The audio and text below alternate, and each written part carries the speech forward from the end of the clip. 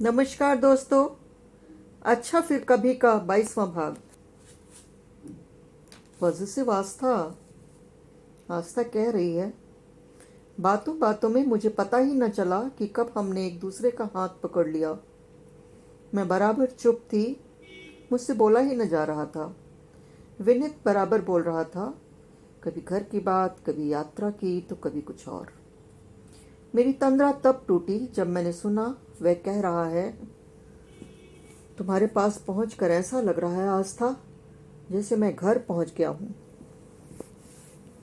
मुझे भी सुकून और संतोष का पहला स्वाद मिला। मेरा मन खुद से बोला, इसमें मैनिपुलेशन कहाँ है। हाँ विनीत, ये 10 दिन तो मुझे भी ऐसा ही लग रहा था जैसे मेरा घर टूट गया हो या कोई अपना बिछड़ गया हो। तो क्या मैं अपना नहीं हूँ? उसके इतना कहने से मेरा दबा गुस्सा भड़क गया और मैं बोली, यदि अपने होते तो मुझे कहकर घर जाने का प्लान बनाते, यूँ अचानक न चले जाते। मैं तुम्हारी लगती क्या हूँ जो तुम मुझसे कह कर जाते? मेरा मन नहीं लग रहा था तो तुम्हारी भला से। नहीं आस्था, ऐसी बात नहीं है। दरअसल मैं ये अंदाज नहीं लगा पाया कि तुम इतना बुरा मान जाओगी, और खुद भी ये नहीं समझ पाया कि कोई है जिससे मुझे कह कर जाना है। कोई है जो मेरा इंतज़ार कर रही है। और फिर मैं तुम्हारे बॉयफ्रेंड मदन सैमुअल जैसा तुम्हारा नज़दीकी भी नहीं कि एक दिन में 4 चिट्ठी लिख सकूं।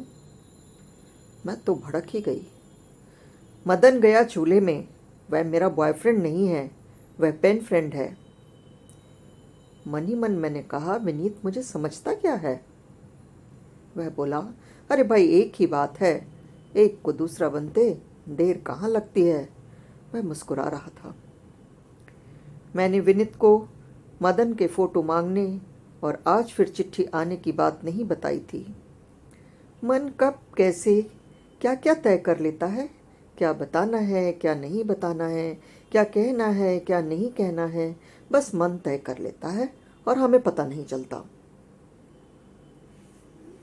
हम बातों में ऐसा मशगूल थे कि समय का पता ही नहीं चला। देरी होती गई और होती चली गई। अब मैं हॉस्टल में कैसे घुसूं बिना लोकल गार्जियन की चिट्ठी के? उषा ने मुझे बताया था कि जब उसे देरी हो जाती है तो वह मेस के रास्ते हॉस्टल में घुसती है। मैंने भी मेस वाले से अनुरोध किया और मेरे घुसने का रास्ता बन गया। मेस में सभी की मुस्कान मुझे छील रही थी। इस मुस्कान के बहुत अर्थ थे। विनीत वापस लौट गया मुझे सुरक्षित देखकर। सावन आया है। दिन पर दिन विनीत और मैं नज़दीक होते जा रहे थे। धीरे धीरे मैं भी भूलने लगी थी कि मैं हॉस्टल में पढ़ने के लिए रह रही हूँ। विनीत के अलावा कुछ भी अच्छा नहीं लगता था। हमें सिनेमा देखने का प्लान बनाया। लॉरेल हार्डी की कोई मूवी लगी थी। लॉरेल हार्डी मुझे हमेशा से अच्छा लगता था। इतवार की सुबह 10 बजे हम शहर के लिए चल दिए। ऑटो में बैठे थे कि बगल में गाना सुनाई दिया, कंकड़िया मार के जगाया, कल तू मेरे सपने में आया, बालमा तू बड़ा वो है, जालमा तू बड़ा वो है। मैंने विनीत का हाथ कसकर पकड़ लिया। मेरी थरथराहट वह महसूस कर रहा था। वह मुस्कुराता जा रहा था और बोला, क्या बात है?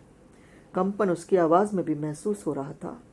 मगर जानकर अनजान बनते हुए हमने निगाहें फेर ली। शहर पहुंचकर हम सीधे सिनेमा हॉल पहुंचे। बड़ी भीड़ थी। विज्ञापन शुरू हो चुके थे। टॉर्च की रोशनी में भिड़ते भिड़ाते टकराते टकराते हम सीट तक पहुंचे। हमने सेंटर कॉर्नर की सीट ली थी। मैं किनारे थी, विनीत के दाहिने ओर। लॉरेल हार्डी के साथ हंसने का जो सिलसिला चालू हुआ तो हम लोटपोट हो रहे थे। थोड़ी देर बाद विनीत का दाहिना हाथ मुझे घेर कर मेरे दाहिने कंधे पर था। मेरी हंसी बंद हो गई थी। मैंने देखा विनीत भी हंस नहीं रहा था, एकदम स्थिर शांत बैठा हुआ था। मगर उसके दाहिने हाथ की उंगलियां क्रियाशील थीं, सहलाती, गुदगुदाती, टटोलती, कभी आगे तो कभी पीछे, तो कभी हिम्मत से आगे आगे और बहुत आगे। मैंने ना तो हाँ की ना ही ना। एकदम स्थिर बैठी रही, मगर कुछ तो था जो अच्छा लग रहा था किशोर मन को। पूरे सिनेमा यही खेल चलता रहा। फिर लॉरेल हार्डी ने क्या किया याद नहीं था। सिनेमा ख़त्म हुआ, हमने समोसे खाए, 4 बज रहा था। मैं बुआ के घर आ गई और विनीत हॉस्टल चला गया।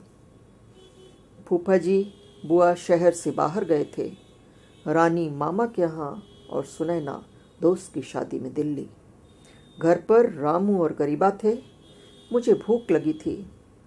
गरीबा के पास से कुछ बिस्कुट लेकर मैंने 2-4 खा लिए और झपक गई।